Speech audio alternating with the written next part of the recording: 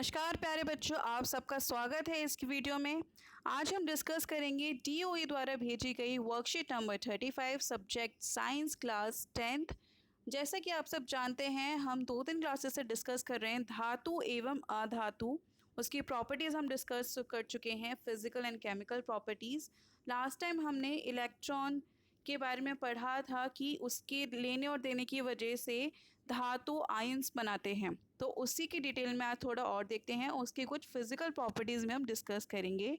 दोस्तों, जैसे कि आप लोगों को याद होगा कि लास्ट टाइम हमने देखा था कि हमने कुछ हीरो और विलन लिए थे। तो हीरो वो था जो कि अपने परमाणु में से, एटम में से अगर इलेक्ट्रॉन डोनेट कर रहा है, किसी को दे रहा है, तो वो क्या होगा? हीरो होगा। तो परमाणु जो इलेक्ट्रॉन को खो देते हैं और इस प्रकार धन आवेश करते हैं, उसे हम कहते हैं धन आयन।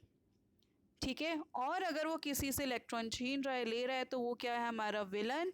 और वो क्या करे? उसे हम कहेंगे ऋण आयन। ऋण आयन जो होते हैं वो धातु होते हैं, और जो धन आयन होते हैं वो क्या होते हैं?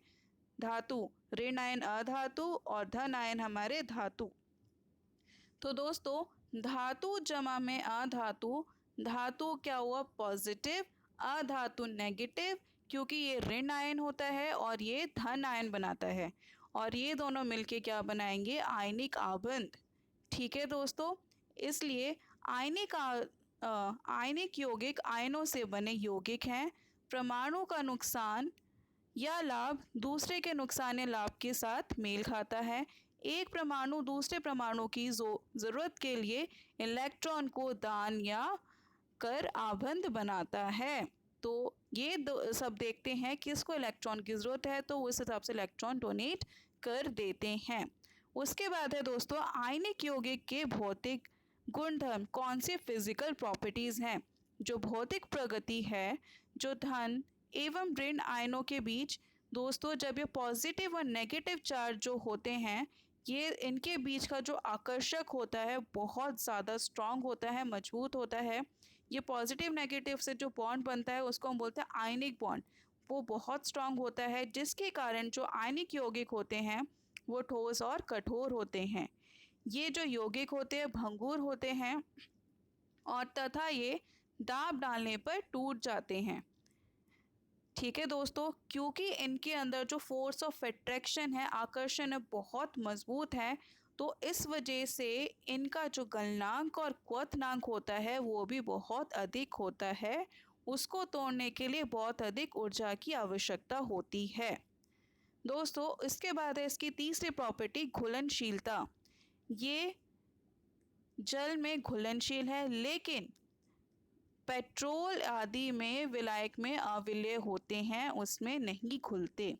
अब है विद्युत चालकता। दोस्तों, आपको पता होगा विद्युत चालकता मीन्स अगर कोई भी चीज़ इलेक्ट्रिसिटी कंडक्ट कर रही है तो उसके अंदर होने चाहिए फ्री इलेक्ट्रॉन्स। और अगर कोई चीज़ सॉलिड स्टेट में है, ठोस पदार्थ है, तो उसके अंदर फ्री इलेक्ट्रॉन्स नहीं होंगे, मूवमेंट नहीं होगा। तो जब विलयन में विद्युत धारा प्रवाहित की जाती है तो आयन ये इसमें गमन करते हैं। ठोस अवस्था में आयनिक यौगिक विद्युत चालक नहीं करते हैं, क्योंकि ठोस अवस्था में दृढ़ रचना के कारण गति संभव नहीं होगी। यहाँ पे देखिए दोस्तों, ये ऐसे ठोस संरचना में, और एक ये इसमें इलेक्ट्रॉन ईजिली मूव करेगा, इसमें गतिशील होगा, इसमें गमन होगा, इसमें नहीं होगा। तो अगर आपको क्वेश्चन आता है कि ठोस अवस्था में कोई भी कंपाउंड इलेक्ट्रिसिटी विद्युत संचालक क्यों नहीं करता, तो आपको आना चाहिए आंसर, क्योंकि वो ठोस अवस्था में गतिशील नहीं होते, फ्री इलेक्ट्रॉन्स नहीं होते हैं। दोस्तों, यहाँ पे आपको एक चित्र दिया गया है। चित्र आपको बताता है कि एक बीकर में उन्होंने 2 इलेक्ट्रोड लिए हैं। ये एक जल है, जल के अंदर हमने लवण विलयन लिया है, और ये जो ग्रेफाइट है, ग्रेफाइट की छड़ है, ये बीकर है। तो यहाँ से उन्होंने इलेक्ट्रिक स्विच कनेक्ट किया हुआ है, और ये बल्ब है। अगर इसमें ये जो हमने लवण डाला है, जैसे कि हमने लिया है NaCl, ये भी हमारा कैसे बना है? चार्जेस को देके, क्योंकि इसमें प्लस है और इसमें माइनस। तो जब ये जैसे पानी में घुलेगा तो अपने फ्री इलेक्ट्रॉन्स छोड़ देगा, Na+Cl-। तो ये जो आप देख रहे हैं इसमें Na+ और Cl- हैं, तो ये क्या होंगे? इलेक्ट्रोड से कनेक्ट होंगे, एक दूसरे के विपरीत इलेक्ट्रोड्स पे जाएंगे पॉजिटिव नेगेटिव के हिसाब से। उसकी वजह से इसमें करंट फ्लो होना स्टार्ट होगा। बैटरी यहाँ पे लगी हुई है, करंट फ्लो होने की वजह से आपका जो बल्ब है वो जल उठेगा। ठीक है दोस्तों, तो लवण के विलय की चालकता की जांच इस प्रकार से होगी।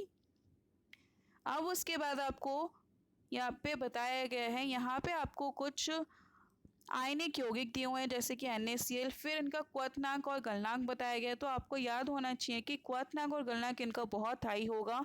तो जैसे कि आप देख सकते हैं किसी किसी का 2850 भी है। ठीक है दोस्तों, उसके बाद है आपके अभ्यास के प्रश्न।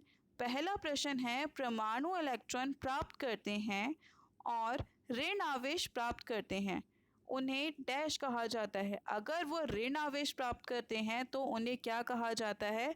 उन्हें ऋण आयन कहा जाता है।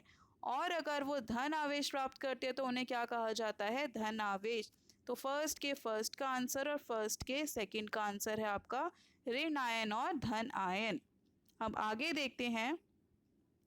सेकंड क्वेश्चन है, आयनिक यौगिक डालने पर टुकड़ों में टूट जाता है। आयनिक यौगिक पर क्या डालेंगे जिससे वो टुकड़ों में टूट गया? आयनिक यौगिक पर दाब डालने पर वो टुकड़ों में टूट जाता है। तो दूसरे का आंसर है आपका दाब। ठीक है दोस्तों, थर्ड प्रश्न है आपका, आयनिक यौगिक का गलनांक उच्च क्यों होता है? क्यों होता है हमने अभी पढ़ा था, क्योंकि वह मजबूत